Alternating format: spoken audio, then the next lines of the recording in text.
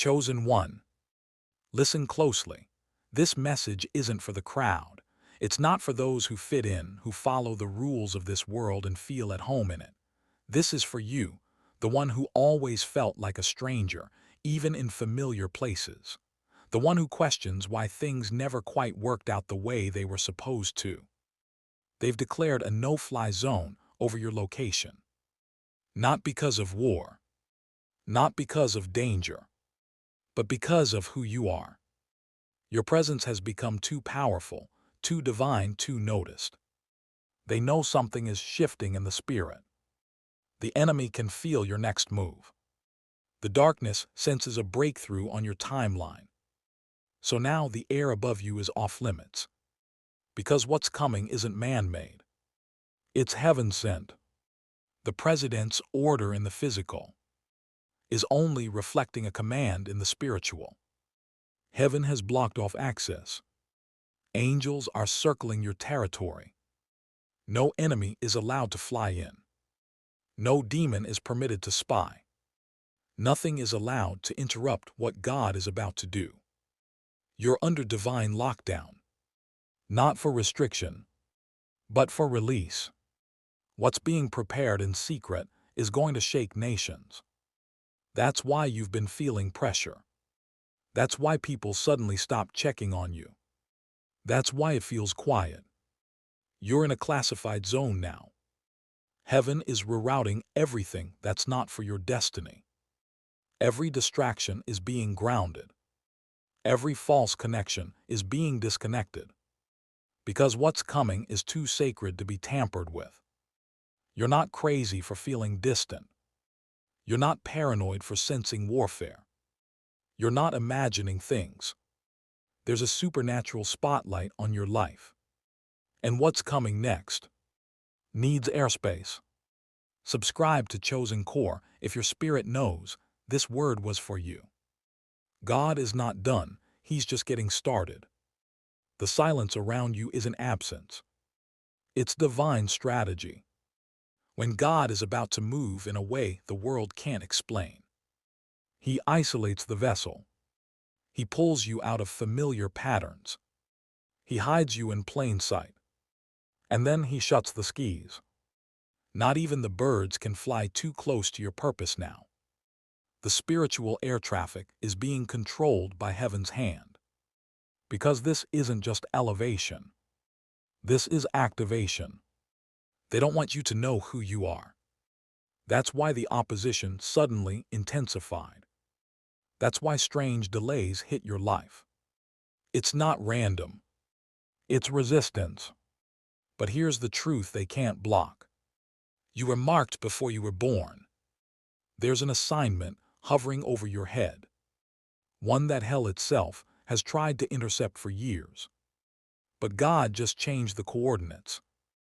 The enemy can't track you anymore. The code has shifted. The signals have scrambled. You're off the radar, but fully in alignment. That no-fly zone wasn't just an order from man. It was a shield from the Most High. Because what's inside you is about to take flight.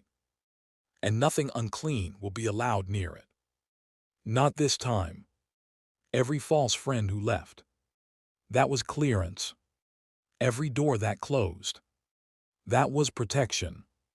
Every opportunity that disappeared, that was God preserving your sky. This is not rejection.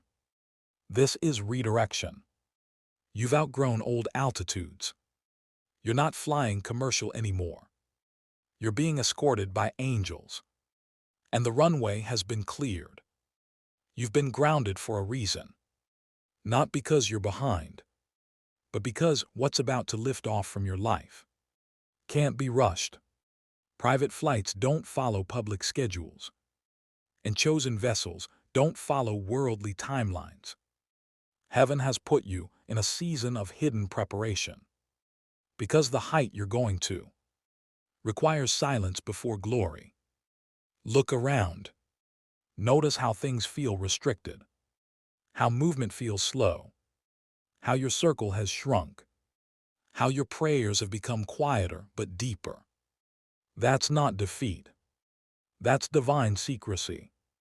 God is doing something so holy in your life. He had to cut off all external noise. Even those who once supported you can't enter this airspace now. Their presence would interfere with the signal. This is why you've been misunderstood. Why people think you're changing. Why they say you're distant. They don't realize you're not distancing yourself. You're being repositioned by heaven. Your steps are no longer directed by feelings. They're being ordered by prophecy. And when God orders your path, He guards the route. He controls the atmosphere. He declares over your life, no-fly zone. Not because you're in danger, but because you're in destiny. And every unclean spirit, every manipulative force, every jealous eye and monitoring soul has been denied access. You're not being delayed. You're being protected from exposure before it's time. You see, some blessings are too weighty for the wrong audience. If they saw now what God is about to release, they'd try to sabotage it, claim it, or copy it. That's why heaven is keeping you low, so He can raise you up His way. This no-fly zone is spiritual protocol. It's what God does before a divine reveal.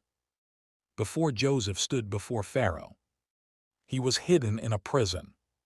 Before David sat on the throne, he was hunted and hidden in caves. Before Jesus stepped into full glory, He withdrew to the wilderness, to fast, to battle, to prepare. You too are in your wilderness moment, not because you're forgotten, but because you're being forged. He's sharpening your discernment, tuning your ears to His voice, training your heart for the weight of influence. Because once this next door opens, you can't afford to question who you are. You'll walk in rooms demons flee from. You'll speak words heaven confirms. You'll shift atmospheres by presence alone. That's why you're being kept separate. Not rejected, reserved. The oil on your life is costly, and heaven won't let it be spilled in careless places. So now you walk alone. But soon the world will see why. You've been wondering why the warfare increased right when you got serious. It's because the enemy picked up something before you did. He saw movement in your spirit. He saw alignment in your steps. He saw fire beginning to rise in places you once felt numb. And so the attack came. The confusion. The silence from friends. The missed calls. The rejections. But don't be fooled. This isn't punishment. It's positioning. God shut down the skis above you because your spirit has become too dangerous to fly unguarded. You're not ordinary. You're not casual. You're a carrier of glory. And now your airspace is under divine surveillance. Every spiritual drone sent to monitor you, grounded. Every witchcraft attempt to hex you, denied. Every jealous eye trying to track your progress, blinded. You are in a secured zone now. And the reason you feel the pressure is because breakthrough is hovering. It's near. It's ready. It's heavy. And heaven is holding it in place until your heart is fully prepared to receive it without contamination. That's why isolation was required. That's why distractions were removed. That's why familiar patterns suddenly collapsed. Because the old system can't handle the new glory. And the next level doesn't have room for unclean spirits to tag along. Heaven didn't just shut the skis to protect you. It shut the skis to anoint you. This anointing isn't light. It's not the kind that gets you applause. It's the kind that gets you attacked. Because it carries authority. You're being mantled with something ancient. Something rare. Something that costs everything. And before that oil flows publicly, God had to remove every hand that wasn't pure. Every voice that couldn't be trusted. every connection that would have drained you mid-flight. That's why this season hurts, because purification always feels like punishment, until the power shows up. But look again. Can you feel it? Something is building in your spirit. A pressure, a weight, a quiet knowing that nothing will ever be the same again. It's not anxiety. It's activation. Your wings are being strengthened in the silence. Your discernment is being sharpened in the shadows. And your faith is being forged in the fire. You've asked God to use you. Now He's answering by separating you. This isn't rejection from people. It's acceptance into purpose. You don't need an audience. You need obedience. Because when this sky opens again, when God finally says, "Now fly," you will not take off like you used to. You will ascend with precision, power, and purpose. And when you ascend, it won't be quiet. It will shake the ground beneath those who doubted you. It will confuse every spirit that thought you were finished. It will expose the real reason you were hidden so long. Because what God is about to do through you was never meant to look like the rest. This isn't a comeback. This is a divine unveiling. And that's why He had to clear the skis, so that no other force could claim the credit for your rise. No mentor, no platform, no connection, no algorithm, only God. He wanted your story to be so drenched in His fingerprints that when people ask how you got there, you'll have no answer except God did it. You'll carry that kind of testimony, not the loud kind, but the kind that silences rooms. You won't need to defend yourself. You won't need to prove who you are, because the weight of the glory on you will speak before you ever open your mouth. That's why the warfare was specific. That's why the silence was deafening. That's why the delay felt unbearable. Because you're not stepping into a stage. You're stepping into a throne room assignment. And only those who survive the fire are trusted with that kind of calling. You weren't just being tested. You were being proven. Heaven had to see if you'd fold under pressure or rise in silence, if you'd chase platforms or stay faithful in the unseen. And you did. You stayed when it hurt. You obeyed when it didn't make sense. You trusted when your prayers went unanswered. You passed tests no one saw. You fought battles no one applauded. You carried burdens that would have crushed others. And now, heaven is responding. This no-fly zone wasn't to trap you. It was to preserve what's inside you. Because your spirit is not built for crowds. It's built for kingdom collision. That's why the old environment had to reject you. It wasn't equipped for your anointing. It couldn't hold the volume of what God poured into you. You've outgrown the old air. You're stepping into prophetic atmosphere, where every breath you take is aligned. Every step you make is watched by angels. And every word you release carries the weight of heaven. This is what happens when a chosen one survives the wilderness. You don't come out the same. You come out marked. You come out with a look in your eyes the enemy fears. Not pride, but power. The kind of power forged through tears, through silence, through nights where the only voice you heard was God's. And even that felt distant. But you kept walking. You kept believing. You kept showing up in prayer, even when your heart was broken. Now the oil on your life speaks louder than any pain you've endured. This isn't just favor. It's evidence of survival. Every scar on your soul is a signature from God that says, "This one didn't break." That's why you're being watched. Not just by people, but by spirits. Some are in awe. Others are in fear. Because what's about to rise from your life isn't normal. It's prophetic. It carries the weight of deliverance, the reach of nations, and the authority to disrupt darkness with just your presence. And no, you weren't trained by institutions. You were trained by isolation. In deserts, in caves, in silence, with nothing but a whisper from God and a fire in your bones. And that fire, it never went out, even when people walked away, even when doors slammed shut, even when you questioned if you were chosen at all. The flame stayed, dim at times, flickering in the wind of doubt, but never extinguished, because it wasn't man who lit it. It was God, and what he lights, no storm can kill. This is why the enemy panicked, not because of where you are, but because of where you're going. He saw movement in the spirit, long before you saw it in the natural. So he tried to block your vision, tried to send voices to confuse you, tried to bind you in delays. But what he didn't know was that the silence was your classroom, the waiting was your boot camp, and the no-fly zone, that was your covering. While others were performing, you were being prepared.